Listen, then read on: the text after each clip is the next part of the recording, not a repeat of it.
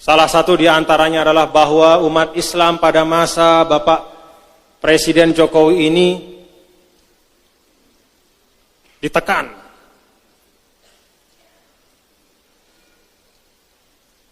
Lalu diberikanlah contoh kriminalisasi ulama. Lebih spesifik lagi, contoh kriminalisasi ulama adalah apa yang menimpa Al-Habib Muhammad Rizik Syihab.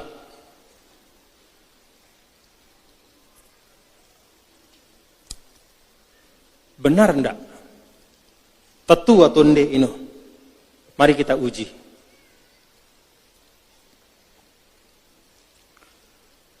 Pertama, secara umum,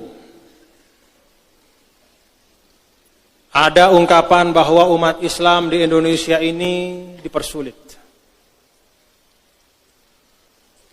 Ada kriminalisasi. Bahkan direkam, yang ngomong itu direkam. Tidak usah sampaikan namanya, direkam. Ustadz. Wah. Kriminalisasi ulama di Indonesia, kita ini umat Islam digencet, kita ini ditekan. Yang ngomong itu adalah orang yang punya ratusan majelis taklim. Yang ngomong itu hari-hari sering muncul di TV. Kalau memang ulama atau umat itu ditekan, tidak mungkin dia akan bisa keliling dari satu tempat ke tempat lain. Tidak mungkin dia akan bebas menyuarakan, masuk TV kemana-mana. Itu sama dengan orang yang kena mangan pelalah. Dia makan pelalah sate, makan sampai bekas bumbu sate masih ada di mulutnya, lalu dia bilang, susah zaman Pak Jokowi ini kita tidak dapat makan.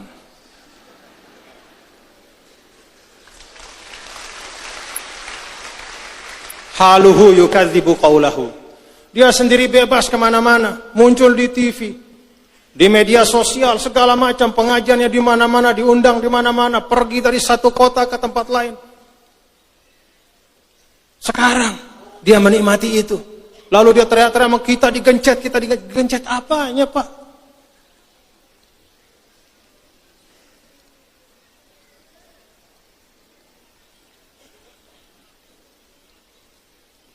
Tidak ada negara mayoritas muslim di dunia ini yang berislamnya sebebas di Indonesia.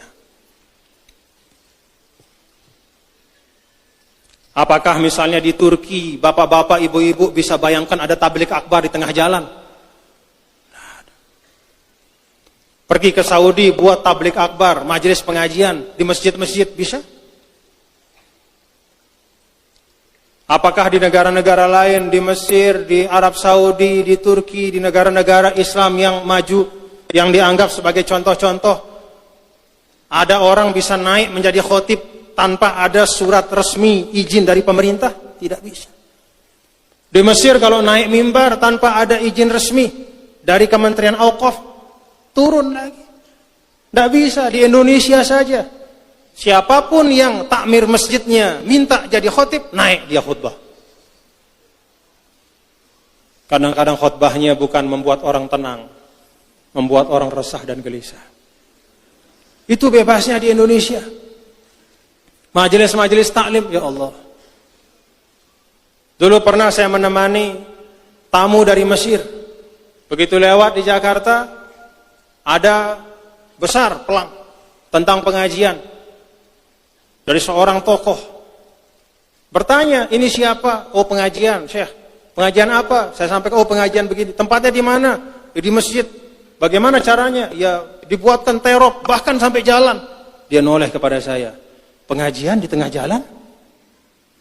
Noleh kepada saya. Tidak mungkin terjadi di mana-mana. Polisi ikut mengamankan, lalu lintas dialihkan. Itulah bebasnya kita berislam di Indonesia.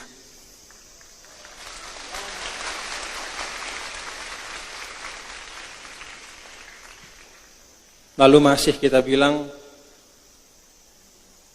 kriminalisasi. Bahwa ada hal-hal yang perlu disempurnakan, iya. Bahwa ada hal-hal yang perlu diperbaiki, ya harus. Tetapi zolim kita kepada kita sendiri sebagai bangsa kalau mengatakan bahwa kita tidak bisa berislam dengan baik di Indonesia. Ada yang pernah menghalangi untuk kita melaksanakan syariat Islam? Sholat 5 waktu, pergi ke masjid. Tidak kurang masjid di Indonesia ini. Yang sering disampaikan oleh Pak Yusuf Kalla itu, Indonesia adalah negara yang paling banyak masjid dan musolanya. 800.000 masjid dan musola seluruh Indonesia. Tepuk tangan. Tepuk tangannya untuk masjid dan musolanya. Ya.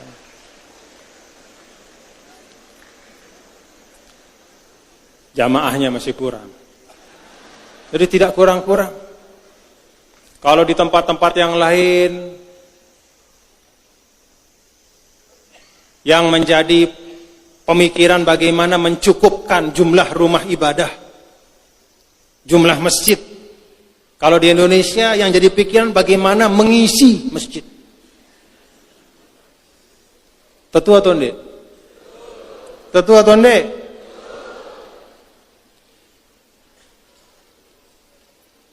Mau berekonomi secara Islami di Indonesia, oh undang-undangnya lengkap. Tidak kurang undang-undangnya. Yang kurang apa? Semangat umat Islam untuk menggunakan undang-undang itu. Bank-bank syariat itu sudah banyak. Termasuk terakhir Bank NTB Syariah. Kita konversi penuh menjadi bank syariah. Wadahnya sudah ada, lengkap. Mau munakahat, mau melaksanakan tuntunan-tuntunan bersuami istri, menikah, dan semua kaitannya secara Islami, Indonesia lengkap undang-undangnya. Mau berwakaf secara Islam, Indonesia ada undang-undang wakafnya. Semua diatur. Itulah fasilitasi. Sehingga kalau sebagian ulama mengatakan negara Islam itu pertama adalah negara yang sebagian besar penduduknya adalah Muslim, Indonesia sudah masuk di situ. Ada definisi kedua, negara Islam adalah negara yang tazharu fihi syara'iul Islam, yang bisa ditampakkan syiar Islam secara terbuka. Dicontohkan oleh Imam Nawawi, sholat 5 waktu. Di Indonesia ini bukan hanya sholat 5 waktu. Sholat-sholat sunnahnya pun bisa secara terbuka. Banyak majelis-majelis tahajud bersama. Bahkan tidak seperti yang ada di Saudi, di Mesir, dan negara-negara yang lain. Bahwa loudspeaker masjid itu hanya berbunyi ketika azan. Di Indonesia tidak sedikit loudspeaker yang sudah bunyi setengah jam sebelum azan. Walaupun di situ tidak ada orang ya. Nyala loudspeakernya. Ngaji panjang, habis itu panjang. Di mana mau lihat? Pergi ke Turki, coba dengar di situ. Ada enggak? Sebelum sholat itu ada ngaji 10 menit, setelah sholat ada ngaji. Enggak ada. Ada enggak majelis taklim yang menggunakan speaker masjid? Setelah misalnya zuhur kemudian pakai speaker pengajian, atau setelah maghrib di Turki, di Mesir, di Saudi, ada enggak? Kalaupun pengajian itu ada, dia pakai speaker dalam, tidak menggunakan speaker luar. Jadi jangan termakan oleh hasutan bahwa di Indonesia ini kita berislam susah. Tidak, ruangnya sangat lebar, kesempatannya sangat luas. Bahkan kita sendiri yang sering tidak mampu menggunakan kesempatan dan ruang itu.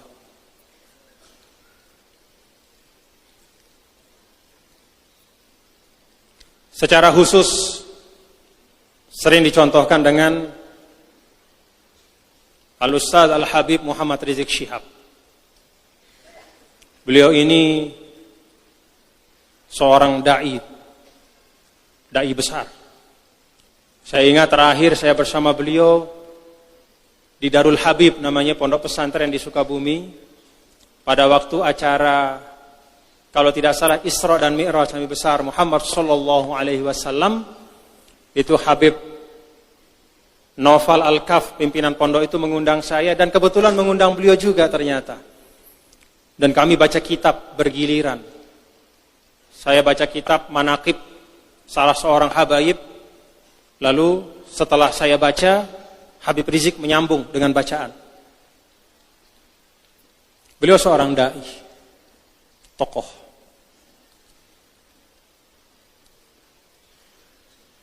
Dikatakan dan dicontohkan oleh banyak pihak bahwa pada masa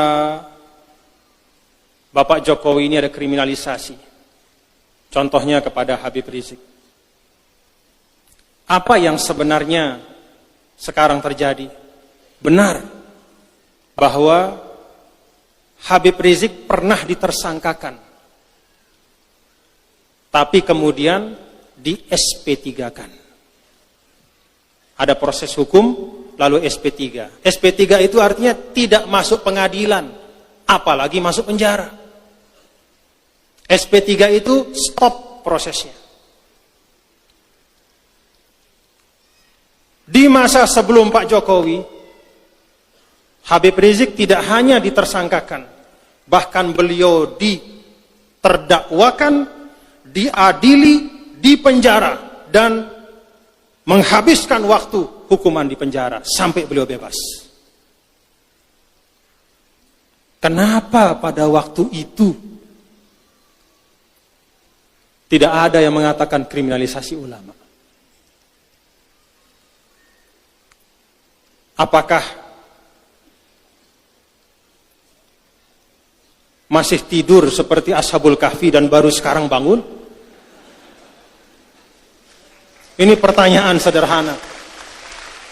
Kemana Anda dulu ketika beliau di penjara? Kenapa Anda tidak mengatakan bahwa pemerintahan sebelum Pak Jokowi kriminalisasi ulama?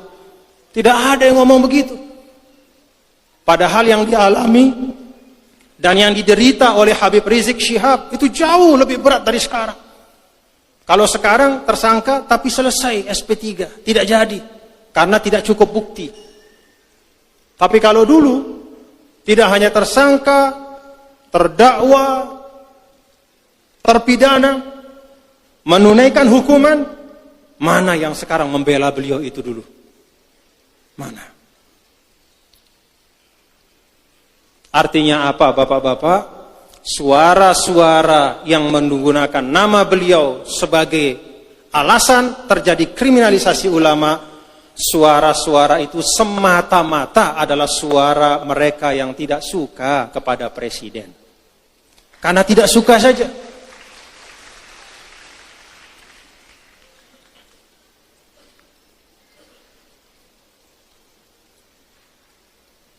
Kalau memang betul ukurannya adalah apa yang menimpa beliau, justru beberapa tahun yang lalu jauh lebih berat. Tapi dulu tidak ada Pak Jokowi masalahnya. Dan tidak ada kepentingan politik. Oleh karena itu, Bapak-bapak, Ibu-ibu, Saudara, terkait dengan isu-isu seperti ini, mari kita kembalikan kepada kenyataan. Apakah ada benar bahwa kita sebagai umat Islam ini tersulitkan di dalam mengamalkan Islam di Indonesia? Nih saya tanya, muslimat, ada merasa sulit? Lalu ngaji susah? Sembahyang susah? Apa Malik? Taik haji susah? Ya memang susah kalau taik haji. Tapi susahnya bukan karena pemerintah bikin susah, tapi karena kuotanya terbatas.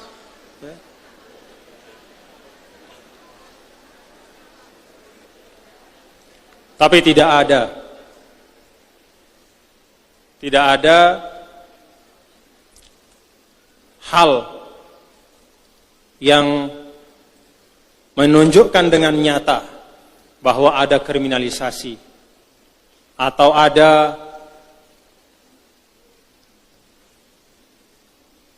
upaya untuk meminggirkan umat Islam.